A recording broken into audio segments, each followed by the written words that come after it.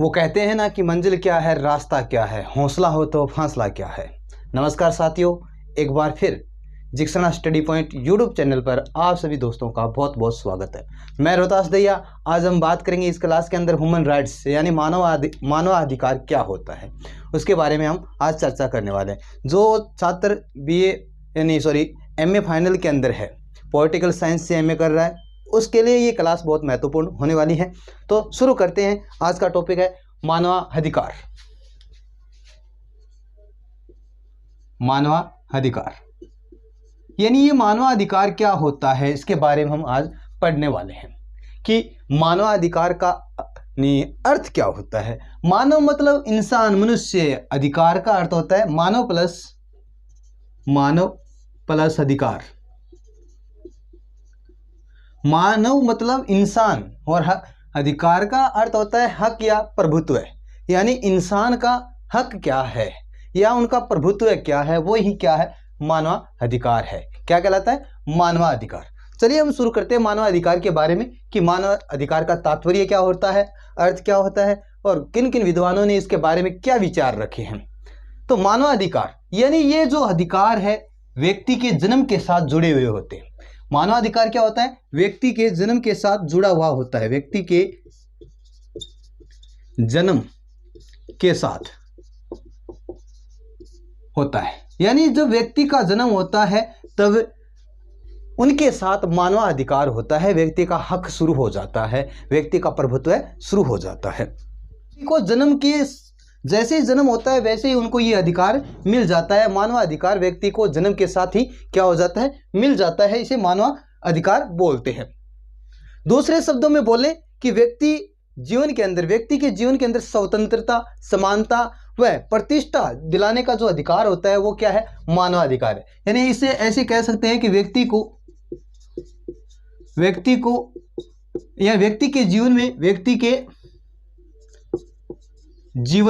के जीवन के अंदर स्वतंत्रता, समानता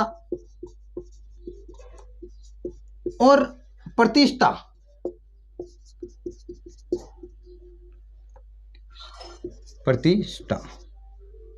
यानी मानवाधिकार। यानी व्यक्ति के जीवन में स्वतंत्रता यानी वो किसी के गुलाम नहीं है, और समानता यानी किसी के साथ भेदभाव नहीं होता, यानी सभी को समान नजरिया प्रदान करना, और प्रतिष्ठा उनकी पहुंच, यानी ये सब दिलाने का जो अधिकार होता है व्यक्ति को, जो दिलाता है वो क्या है, मानवाधिकार है। प्रोफेसर लॉस्की कहता है कि मानवाधिकार व्यक्ति के जीवन के अंदर एक ऐसा अधिकार होता है जिसके बिना व्यक्ति अपना व्यक्तित्व का विकास नहीं कर सकता। क्या नहीं कर सकता? व्यक्तित्व का विकास नहीं कर सकता। प्रोफेसर लॉस्की कहता है कि ये जो मानवाधिकार व्यक्ति के जीवन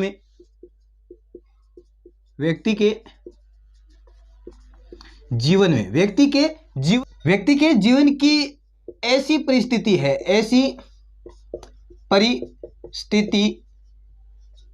है जो क्या करती है, व्यक्ति को व्यक्तित्व का विकास करने में सहायक होती है, या व्यक्ति के व्यक्तित्व का विकास करती है।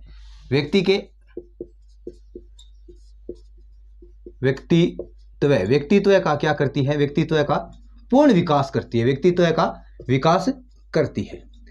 प्रोफेसर लॉस्की कहता है कि जो मानवाधिकार है व्यक्ति की ऐसी परिस्थिति है जीवन के अंदर, उसके बिना व्यक्ति अपना व्यक्तित्व का विकास नहीं कर सकता, अपने चरित्र का निर्माण नहीं कर सकता।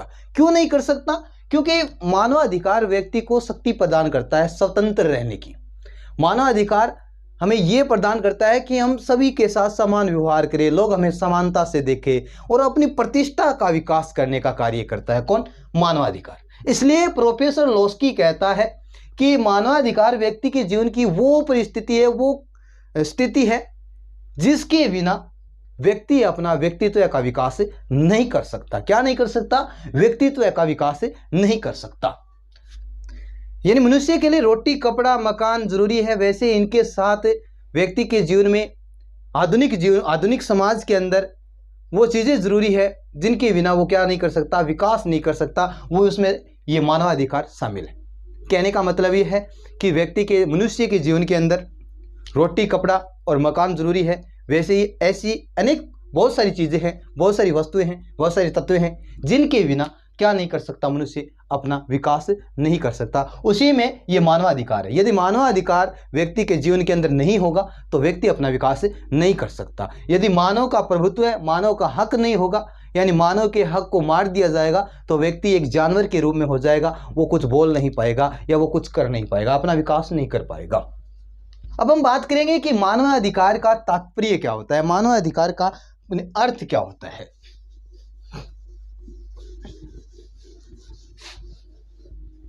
मानवाधिकार का तात्पर्य, मानवाधिकार, मानवाधिकार का तात्पर्य, मानवाधिकार का तात्पर्य क्या होता है इसके बारे में हम पढ़ लेते हैं। जो मानवाधिकार है वो क्या है? मानव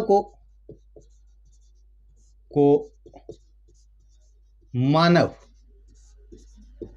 बनाने का अधिकार है। क्या है? अधिकार है।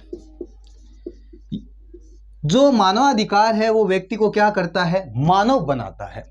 जिस इंसान के अंदर या जिसके पास कोई भी व्यक्ति हो उसके पास मानवाधिकार नहीं होता तो वो एक जानवर के रूप में होता है। वो निष्क्रिय हो जाता है, अपना विकास नहीं कर पाता है, उसे अपना भला अच्छा बुरा उनका नॉलेज, उनकी जानकारी नहीं होती है।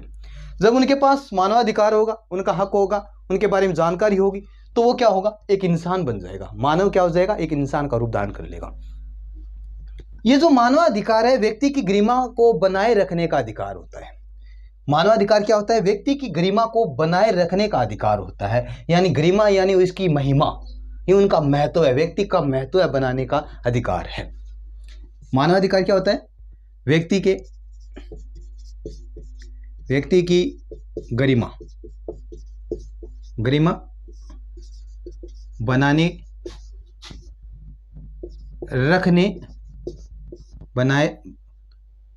बनाए रखने का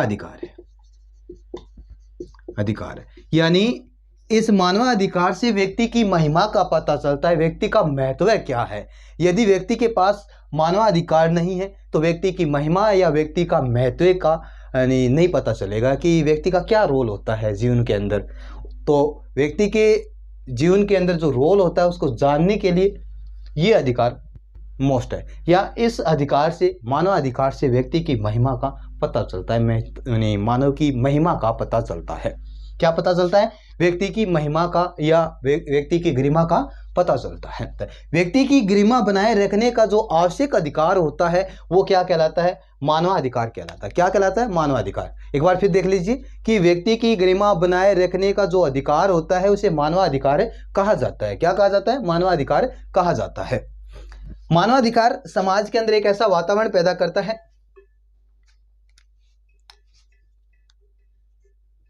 मानवाधिकार समाज में एक ऐसा वातावरण पैदा करता है। क्या करता है? एक ऐसा वातावरण पैदा करता है जो व्यक्ति क्या करता है? सभी व्यक्ति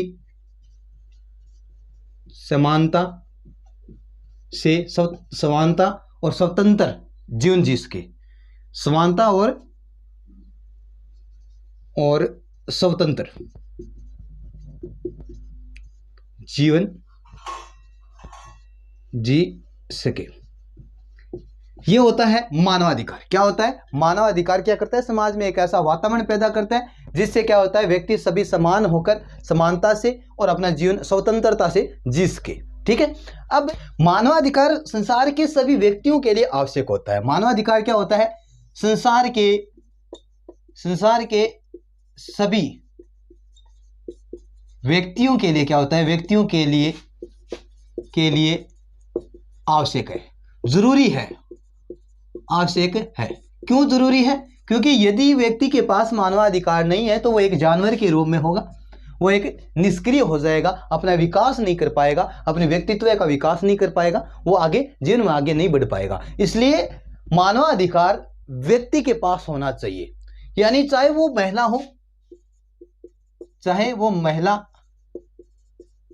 महिला हो या पुरुष,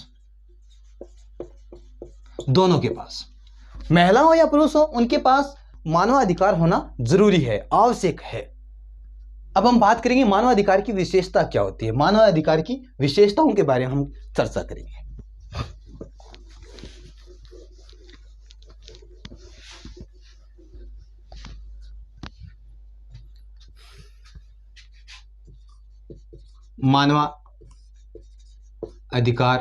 मानवाधिकार की विशेषताएं क्या होती है। मानवाधिकार की विशेषता क्या होती है, इसका महत्व क्या होता है, उसके बारे में हम पढ़ते हैं। सार्वभौमिकता, नंबर 1 विशेषता इसकी सार्वभौमिकता। क्या नंबर 1 विशेषता है? सार्वभौमिकता।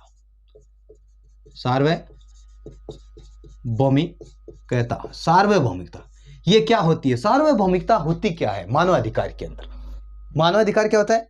सभी समय, व्यक्ति को सभी समय और सभी परिस्थितियों में प्राप्त होता है। यह अधिकार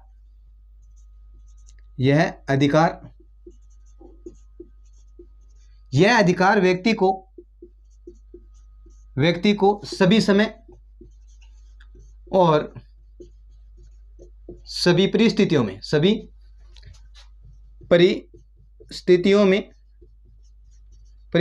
क्या होता है? परिस्थितियों में प्राप्त होता है।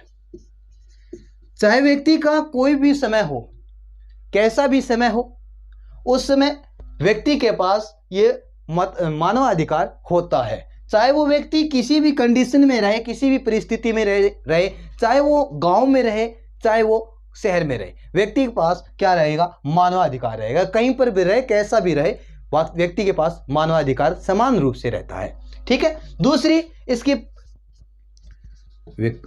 व्यक्तिगतता, यानी व्यक्तिगतता क्या होती है? मनुष्य एक नैतिक और भौतिक प्राणी है। आपको पता है मनुष्य क्या है? एक नैतिक और एक भौतिक प्राणी है। मनुष्य एक नैतिक मतलब अच्छा, नैतिक और भौतिक प्राणी है। आपको पता है कि इंसान का जो शरीर होता है वो 5 भौतिक तत्वों से निर्मित होता है। मनुष्य एक नैतिक यानी अच्छा और भौतिक प्राणी होता है, यह आप सभी को पता है। यानी मनुष्य एक नैतिक और भौतिक प्राणी होता है। उनका जो कार्य करने की जो शक्ति होती है वो क्या होती है? स्वतंत्र होती है। निर्धारण करने की शक्ति क्या होती है? स्वतंत्र होती है। कार्य करने की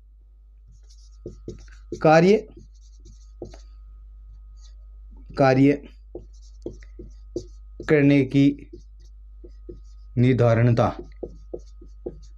क्या होती है? स्वतंत्र होती है। यानी व्यक्ति एक नैतिक और भौतिक प्राणी होता है।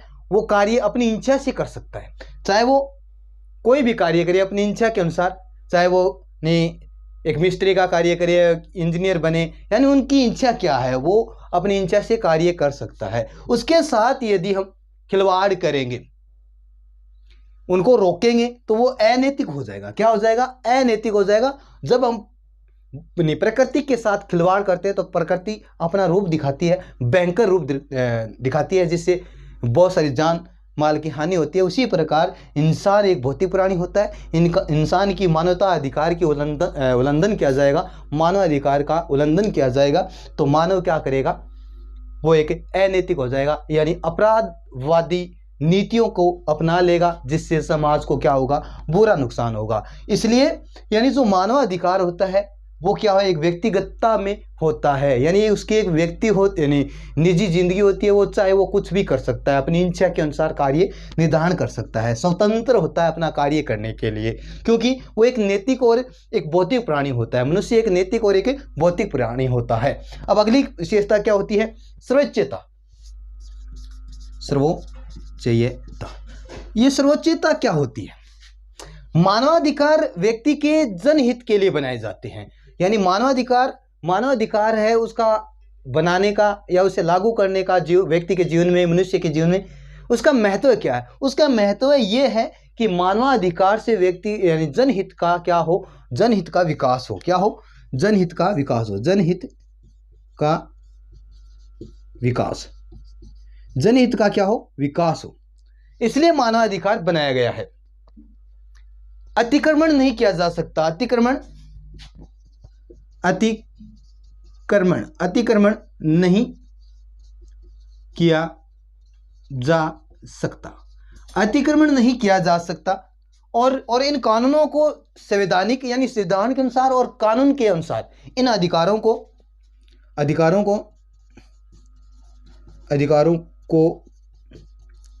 संवैधानिक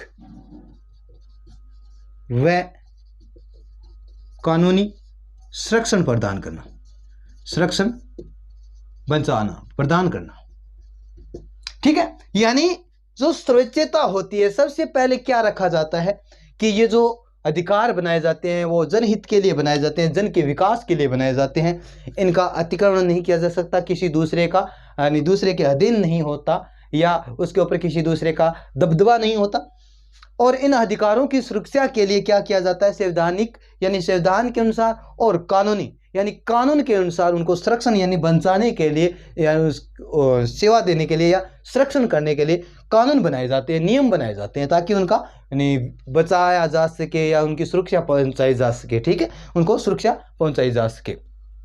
व्यवहारिकता, लास्ट इसकी विशेषता क्या है, व्यवहारिकता। मानवाधिकार की विशेषताओं के बारे में हम पढ़ रहे हैं। लास्ट कौन सी है, व्यवहारिकता।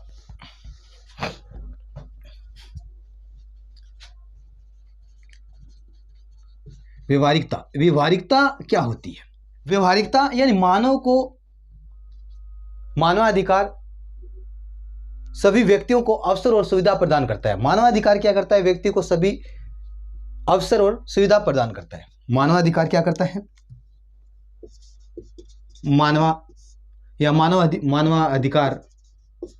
अधिकार सभी व्यक्तियों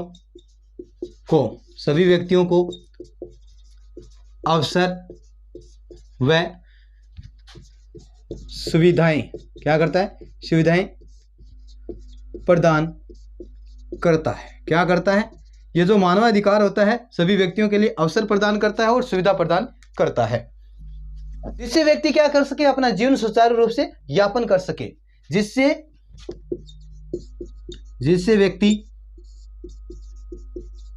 व्यक्ति अपना जीवन सुचारू रूप से क्या कर सके, यापन कर सके, विकास के कर सके। क्या कर सके, यापन यानी विता सके। यानी व्यवहारिकता, इन मानवाधिकार की हम विशेषताओं के बारे में हम पढ़ रहे हैं। ये व्यवहारिकता लास्ट पॉइंट है कि व्यवहारिकता क्या होती है कि मानवाधिकार में सभी व्यक्तियों को समान अवसर, समान सुविधाएं प्रदान की जाती है, ताकि व्यक्ति अपना विकास सुचारू रूप से यापन कर सके, अपना जीवन बिता सके अच्छे से। ठीक है, अब हम बात करेंगे मानवाधिकार के प्रमुख भागों के बारे में, यानी मानवाधिकार को हम कितने भागों में बांट सकते हैं। ठीक है, अब इसके बारे में हम बात कर रहे हैं।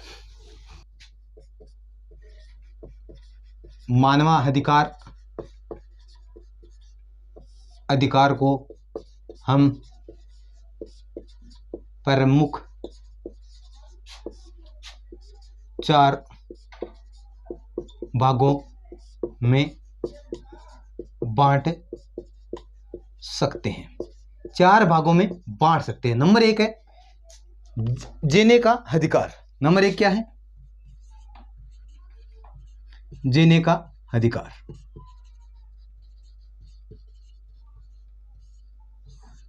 यानी व्यक्ति को जीने का अधिकार है। व्यक्ति मनुष्य को क्या है, जीने का अधिकार है।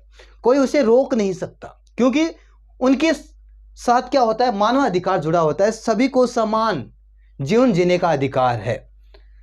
ठीक है, सभी को जीने का अधिकार होता है। वो अपना जीवन किसी भी प्रकार से कैसे भी जी सकता है। दूसरा पॉइंट है कि अभिव्यक्ति का अधिकार। दूसरा क्या होता है, दूसरा है अभिव्यक्ति का अधिकार।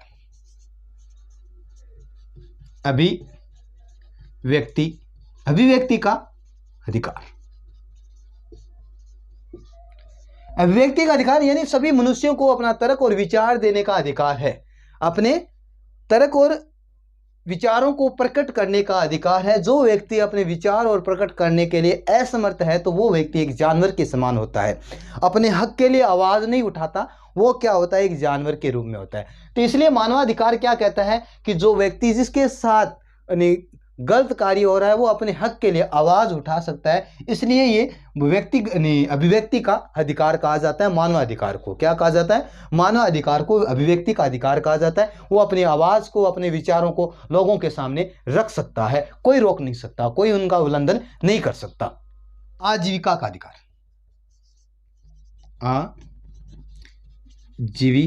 आजीविका का अधिकार।